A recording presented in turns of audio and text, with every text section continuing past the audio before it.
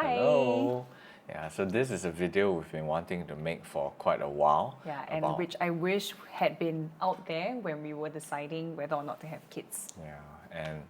So this concept is very difficult, not an easy topic, but just wanted to share our thought process behind it, So we've been married we're on our 7th year of marriage, and of course we discussed this while we were still dating before we got married about whether we wanted kids. And I think our stance at that point was that we didn't need nor want kids. If we were to have a kid naturally, then so be it. Yeah. But we were not actively seeking to have a child. I think we felt like we didn't need a child to fulfill or complete our family or anything, and we were happy doing our work and in music and our ministry, and so we felt very contented at that point already. So we didn't need a child, since neither one of us, desperately wanted one. So that was where we stood, for the whole, few years of our marriage. Yeah. I think we talked about even if we did want to become parents instead of the selfish thought of wanting a kid, if we wanted to be parents and to provide a home for a child, there would also be the option of fostering or adopting, because there are so many children out there who need a home. So we had to ask ourselves, like, do we want a child or do we want to be parents? But I think in the year 2022, I think things started to shift. Yeah, that's true. So in the year 2022, we had signed up for Bethel Worship School. And this was something that we wanted to go on because we wanted to pursue a deeper understanding of what it means to be a worshipper. So in the lead up to that, I think I might have posted something on Instagram to say like, oh, I'm so excited to head to Bethel Worship School. And then I had received a DM from a lady. Her name is Faye. Shout out to Faye. And she reached out and she said that she asked if she could come and pray for us in Redding, California.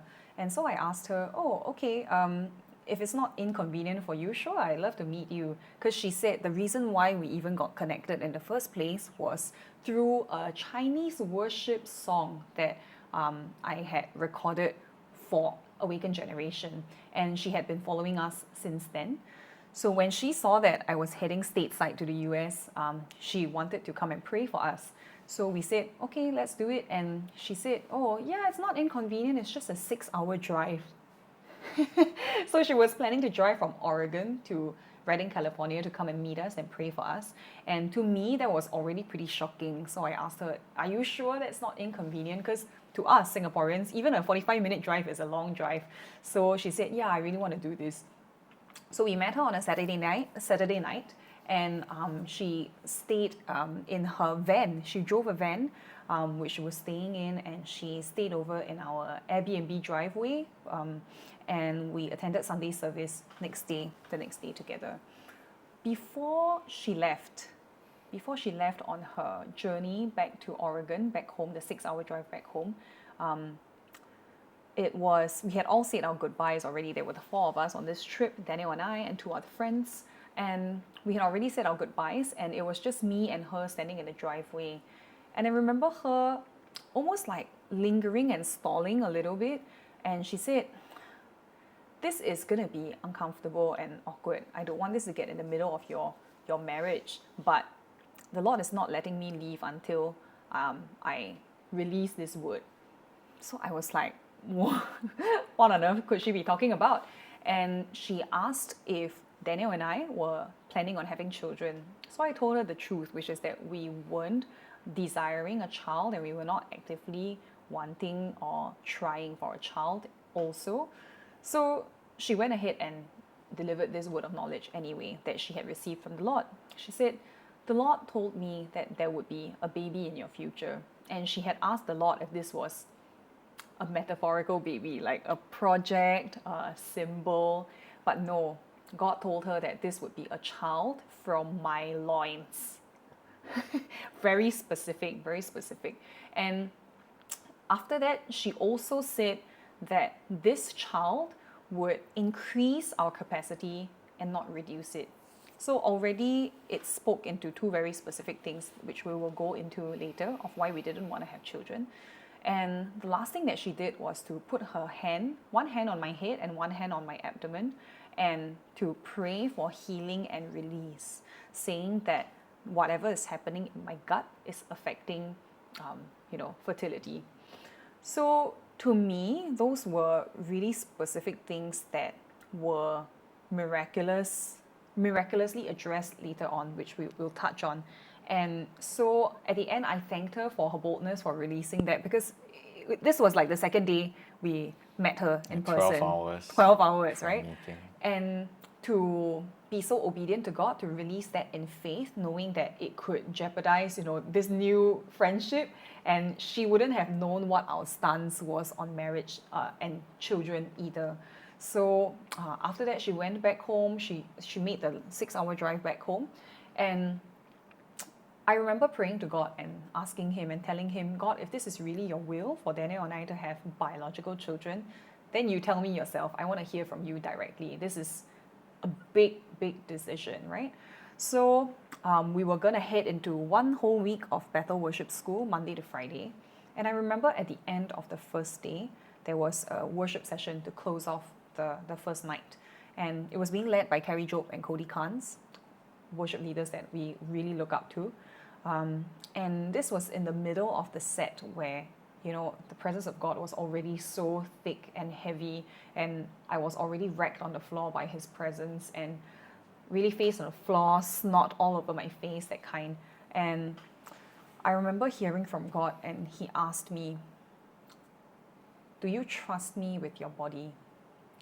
And to me, that was a difficult question to answer, because one of the main reasons, we all know as a woman, one of the biggest impacts of bearing a child, carrying a child, is the physical toll it can take on your body. And also for me, there was another dimension of it affecting my career and my body image as well. So face on the floor crying, I just told the Lord, yes, I trust you with my body. And then in response to that, He gave me a name, a baby boy name.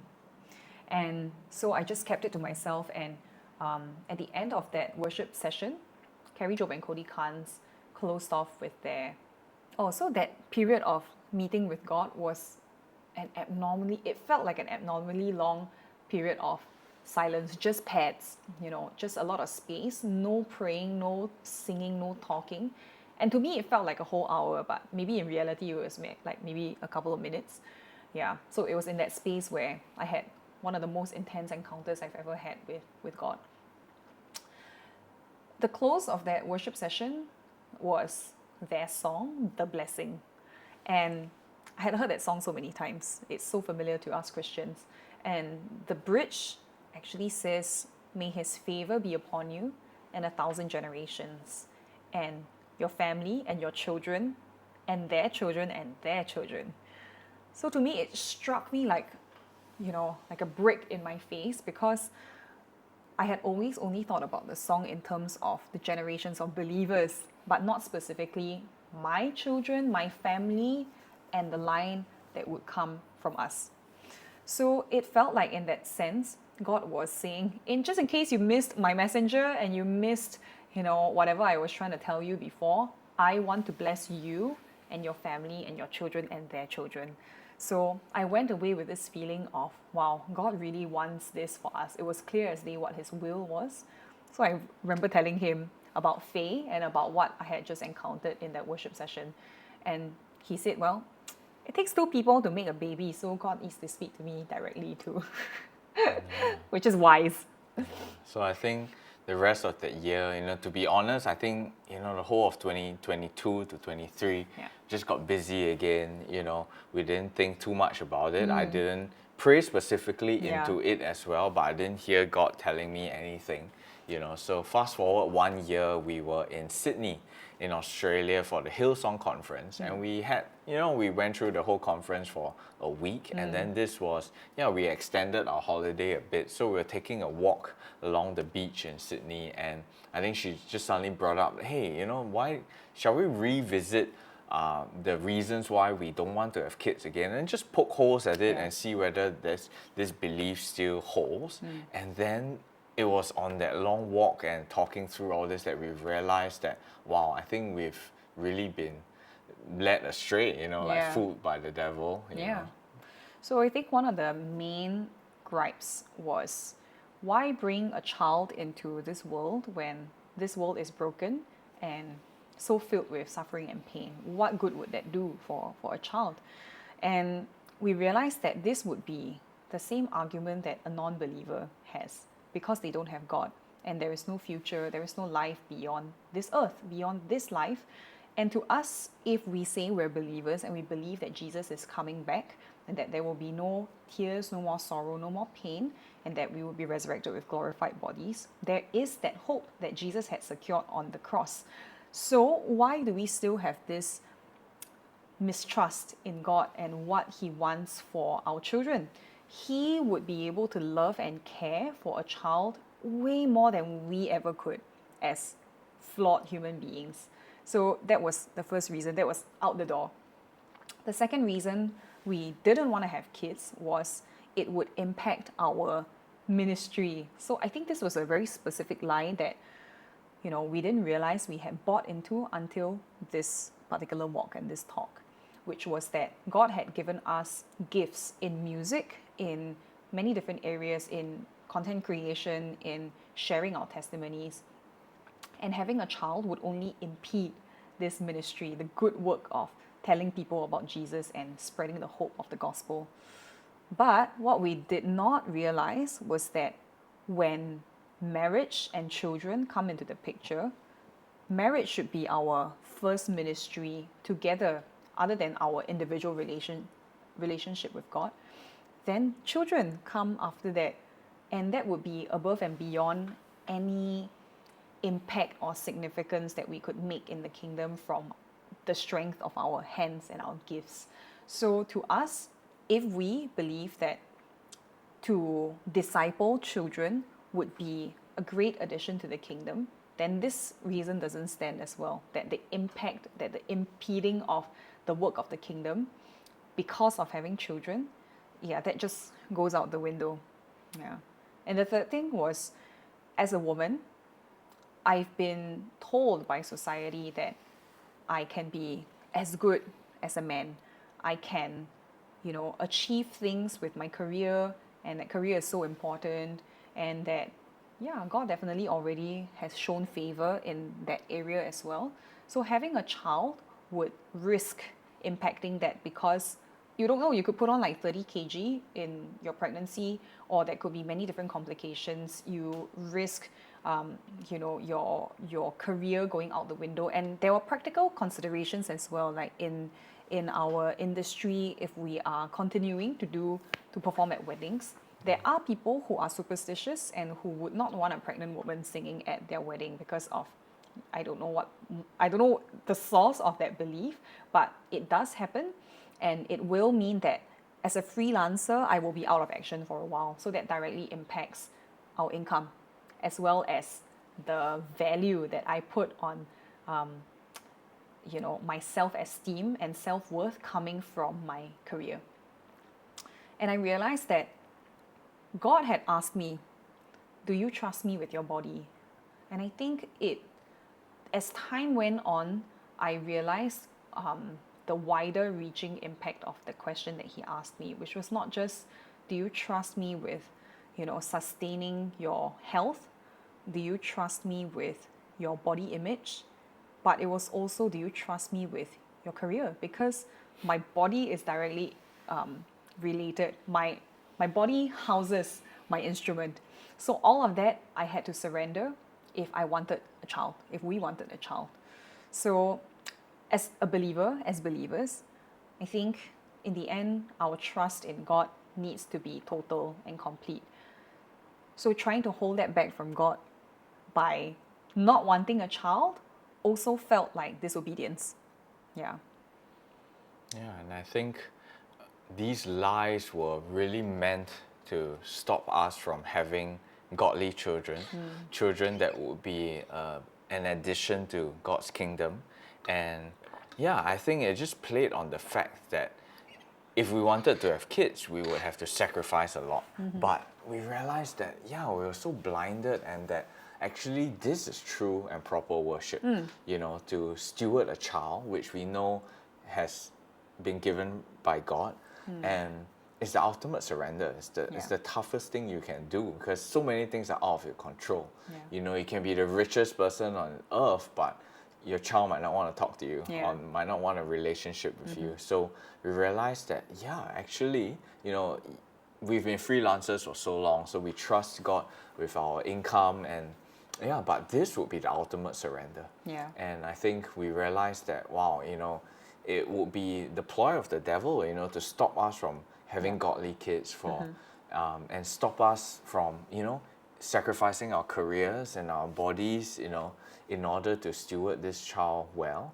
And I think ultimately at the end of that long conversation, I think we both felt that, I think that was God's way of telling us that, all these beliefs that you had were lies, they were half truths, and that, ultimately the question boils down to our pride, right? That do we want to lay down our pride and lay down our security blankets in our Idols work? even. Yeah. Our identity as musicians, are we willing to lay that down?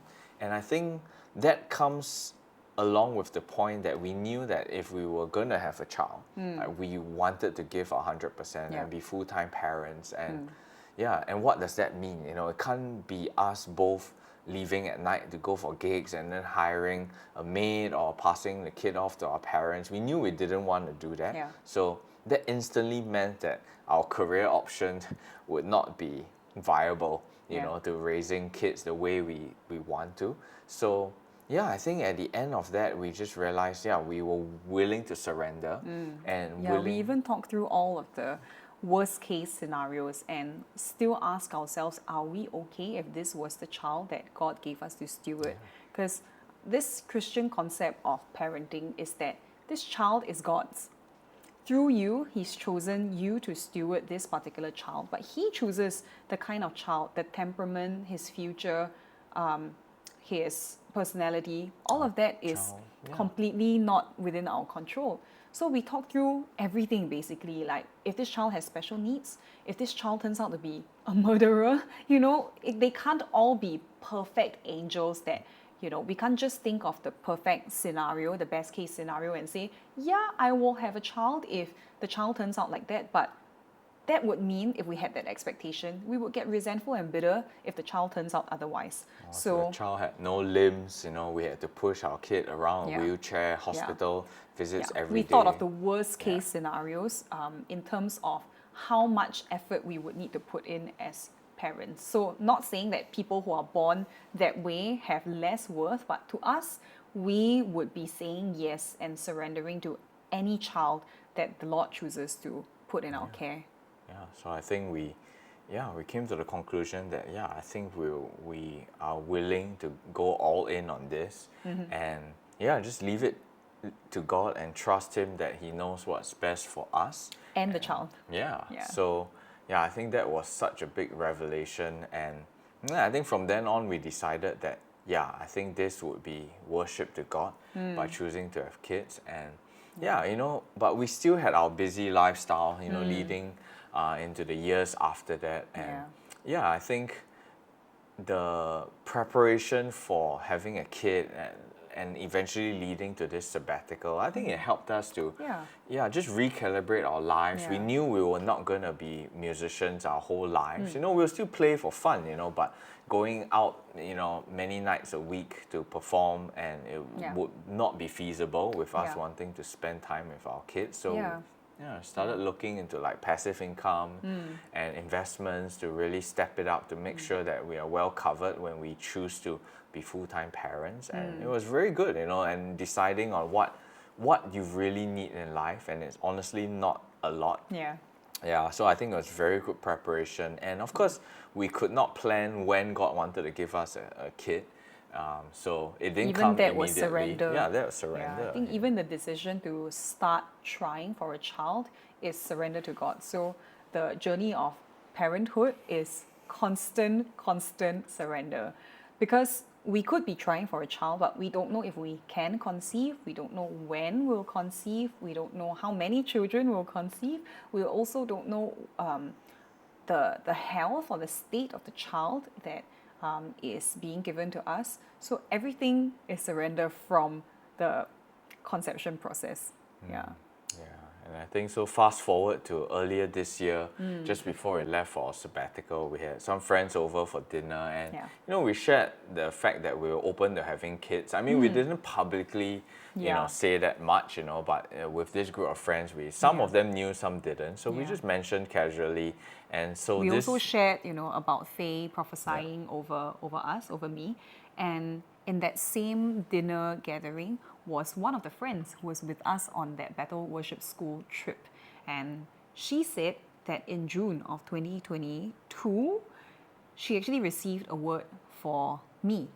And she showed me the screenshot of the note that she had written down, which is has the date stamp on it. And it says, for Paysin, a child from rest.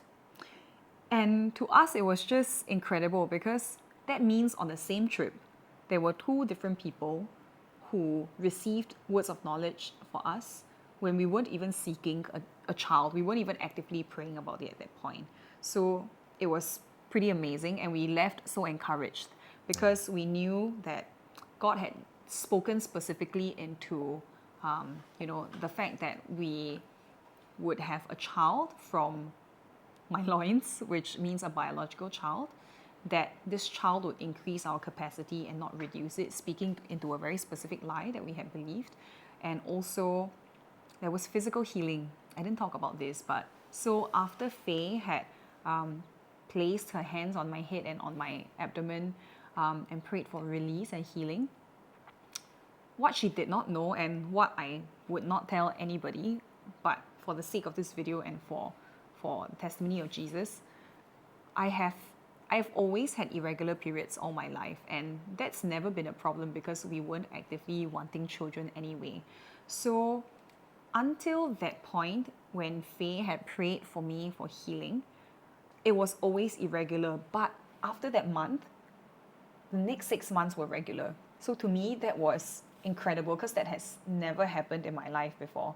And I remember tracking this and being amazed by how God had provided even a physical sign of healing, that He was serious about us, having this child. And not only that, He sent another friend to tell us about the timing of this child, which was a child from rest. Yeah. So I think when we found out she was pregnant and we went for the first ultrasound, and we were shocked because we thought that maybe the baby would be 4 or 6 weeks by then. But when we saw the ultrasound, we were like, that's a fully formed baby with limbs and a head and a well-developed body. And the ultrasound technician just told us, like, very matter-of-factly, oh, yeah, baby's 10 weeks. Yeah, so we gained the full month essentially, but when we tracked back the timing, and it was like this baby was probably conceived on the first week of our sabbatical. So it's really a child from rest. And we've been trying for probably months to a year since then, and before that. That, and just God chose to grant us a child on our sabbatical rest. And I think it's just so amazing how God worked even 3 years before, and working through people with their words of knowledge, and even someone who we met just for 12 hours and released the word. And I think it was very encouraging for them also, because it was such a difficult word to release for us. But in the end, it just it encourages us as a body of Christ that we all serve the same God, and He knows what's best for us in the right timing for us. So so that's our journey. Which is, of course, it's unconventional and might be different from many other people, but I just wanted to share our own honest experiences. And we're looking forward to bringing this new baby into the world, and just be the best parents we can be, and to disciple our child in the ways of the Lord, so that they would be an addition to the kingdom and not a detraction from it. So we have been also, of course, researching and reading the Bible so much more about kids, and we have so many thoughts about what we want to do going forward, and which we will definitely share along the way as well. So if you have any other questions about having kids, pregnancy, this journey. Yeah. You know, I can't answer much, but she Please can let us know answer. in the comments. Yeah. I would love to share. There's so much that I think we haven't even covered in this video yet that we've had to go through, or maybe we haven't thought about it yet. So if you have any questions or any comments, let us know, and we'll be very happy to talk about them. Yeah. Here, you want to see the bump? Sure. Today is 20 weeks in the pregnancy, which is the exact halfway mark, and we're just so excited to see our child. So maybe bump review. Hi, this is baby. It's like a dismembered head. Yay! So we'll be seeing baby Chia very soon. We're halfway through the pregnancy, and yeah, we'll be sharing a lot more thoughts along the way. See you in the next one. Bye.